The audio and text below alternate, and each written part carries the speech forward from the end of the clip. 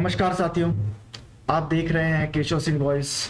जैसा कि आप सभी जानते हैं, देवरिया, उत्तर प्रदेश के देवरिया में एक हत्याकांड हो गया दो परिवार के बीच में।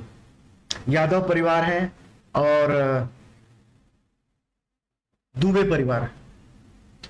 तो अब जो यादव परिवार और दुबे परिवार के बीच में जो ये हुआ है, जो हत्याकांड जो हुआ, ये जमीन के विवाद को लेकर हत्याकांड हुआ है कि एक परिवार जो पंडित परिवार है, जो दुबे परिवार है, उनके घर में जो दुबे परिवार सत्यप्रकाश दुबे जिनकी हत्या की है, उनके भाई को प्रेमचंद यादव ने अपने यहाँ पर रखा, जो मंद बुद्धि था और उसका कुछ बीघे की जो कुछ जमीन थी वो अपने नाम करवा लिया था। उसको लेकर जो जमीनी विवाद इन दो परिवारों के बीच में, यादव परिवार और दुबे परिवार के बीच में जो चल रहा था, अब ये जो है वो सियासी रूप लेता हुआ दिखाई दे रहा है। अब जो ये दिखाई दे रहा है, जो पता चल रहा है, वो ये पता चल रहा है कि इसमें कहीं ना कहीं वो एंगल आ गया है कि यादव और पंडित, इस तरह का भी एंगल जो राजनीतिक लोग हैं, रवि किशन जी हो गए और बाकी के जो लोग हैं, वो सारे जो लोग जो पहुंचकर दुबे परिवार, क्योंकि हत्या हुई है, हमें इस बात से हम इनकार नहीं कर सकते कि हत्या हुई है। एक परिवार का जो यादव जो परिवार है, जो प्रेमचंद यादव हैं, वो दुबे परिवार के यहाँ गए थे, सत्यप्रकाश दुबे के यहाँ गए थे। उनके लोगों ने मिलकर धारदार हथियार से प्रेमचंद यादव की हत्या कर दी, जिनकी मौके पर ही हत्या हो गई। उनके गर्दन पे नुकीले इससे हथियार से हमला किया गया। अब उसके उत्तर में, जब प्रत्युत्तर उसके विरोध में जब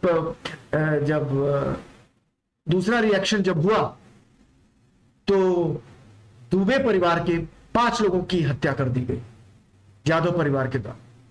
तो हत्या हुई, हमें अब इसे यह देखना होगा कि देखिए कि हत्या हुई है, दोनों ही तरफ हत्या हुई है, एक तरफ 1 हुई, एक तरफ 5 हुई। इसका मतलब यह नहीं कि जो 5 हो गया वो दोषी हो गया या वो दोषी नहीं है, जिस तरफ 1 हुई है वो दोषी है या नहीं है। हमें अब इस तरह से देखना पड़ेगा कि ये हत्याएं हुई क्यों, इसमें प्रशासन का कितना दोष था। लेकिन अब जो सामने आ रहा है निकलकर, वो कुछ और ही आ रहा है। यहां पर अभी पूरी तरह से यादव एंगल देखा जा रहा है, इसे पंडित के एंगल से देखा जा रहा है, बजाय इसके कि दोषी अपराधी इसके एंगल से देखा जाए।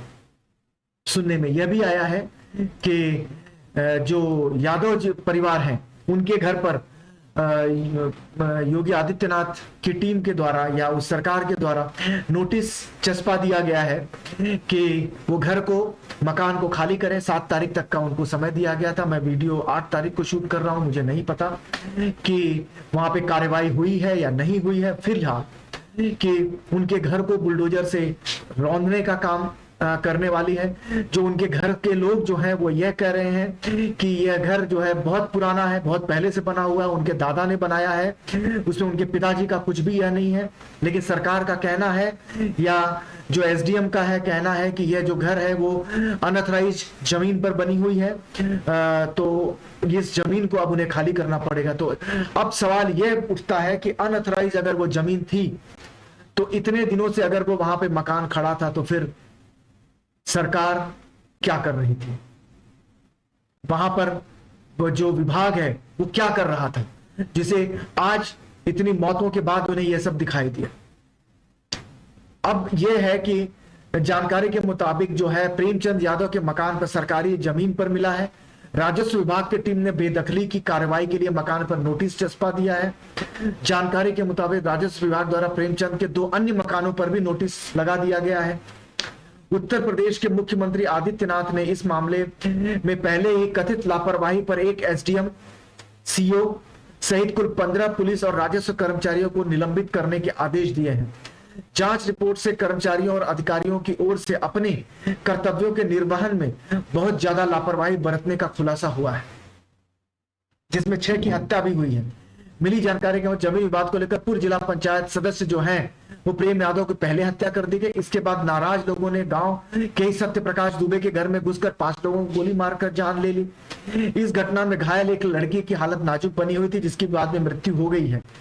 बताया जाता है कि सत्य प्रकाश दुबे और प्रेम यादव के बीच काफी दिनों से जमीन का विवाद चल रहा था और इसी विवाद में ये खूनी संघर्ष ने अंजाम लिया।